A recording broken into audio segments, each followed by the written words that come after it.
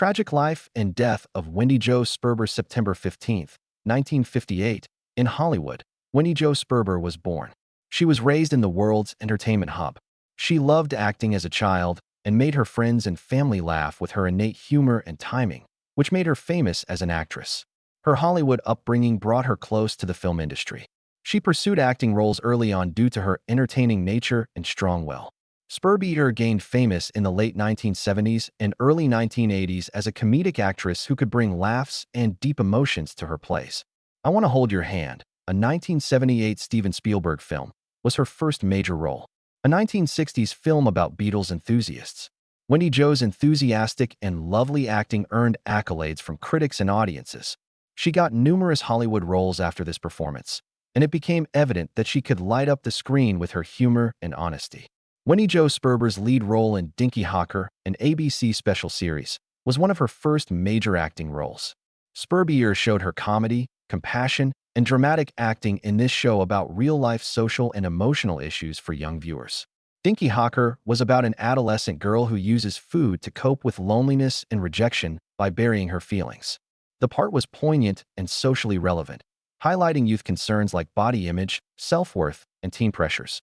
Sperber's passionate performance raised awareness of issues rarely discussed on television, demonstrating her versatility as an actress. She could also play vulnerable, deep characters. Sperber's comic energy and expressive personality were soon showcased in a separate endeavor.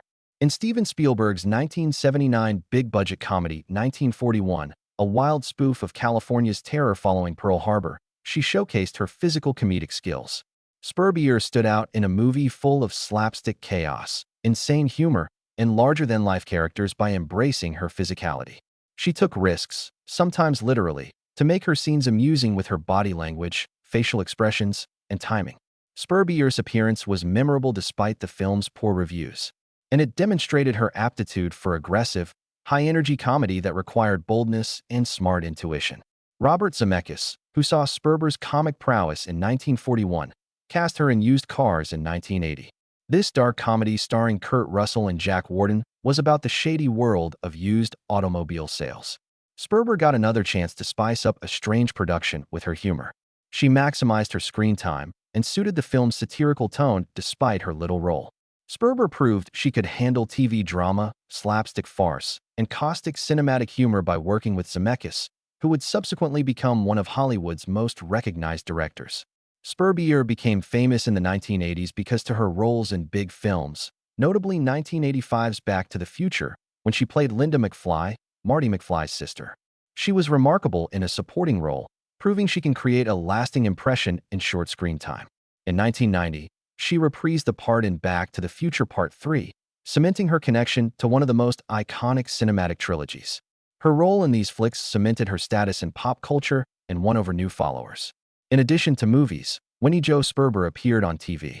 She played the bright and delightful Amy Cassidy in Bosom Buddies from 1980 to 1982 with Tom Hanks and Peter Scolari.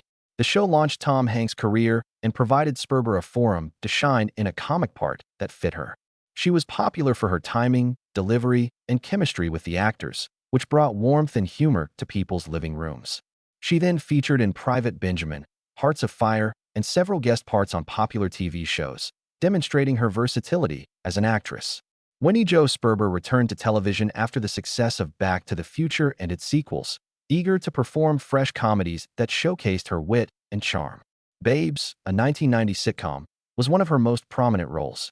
The show was about three overweight sisters in New York City juggling job, dating, and family while defying society's body image standards. Sperber's portrayal of one of the sisters was lauded for its comedy, honesty, and relatability, bringing heart to a series that dared to focus on underrepresented characters.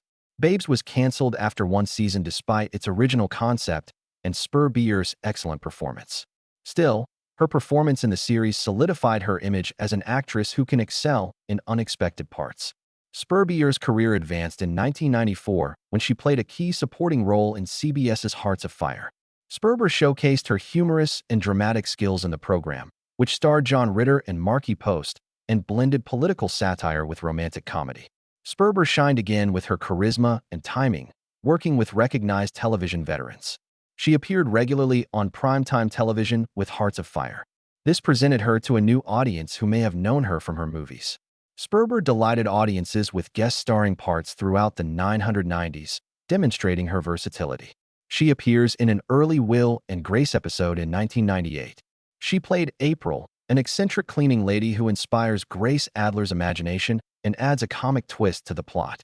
Sperber made an impression in the show's first season's 12th episode, proving that even in lesser roles, she could capture attention and make fans laugh.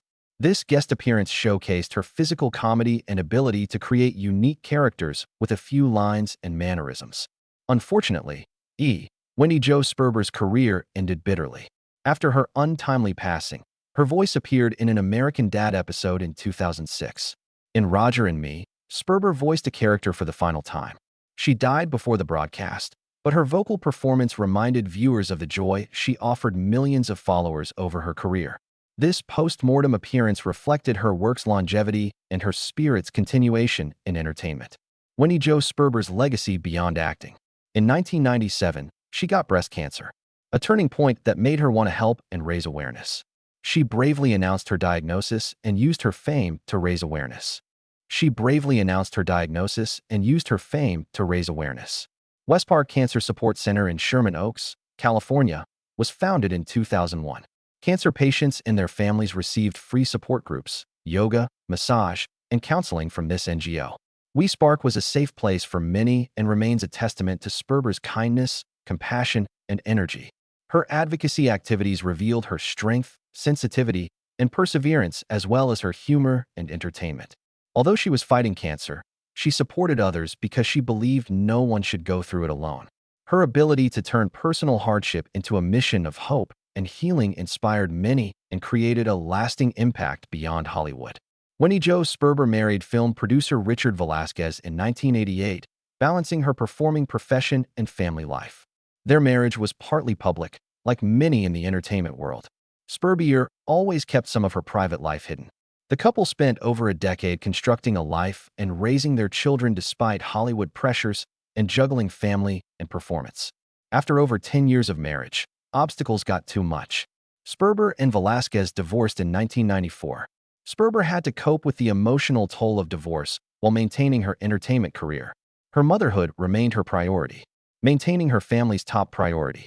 Preston and Pearl were Wendie Jo Sperber and Richard Velasquez's children. Sperber was thrilled to become a mother, and friends and co-workers claimed she lit up when talking about her kids. She strived to make them feel loved.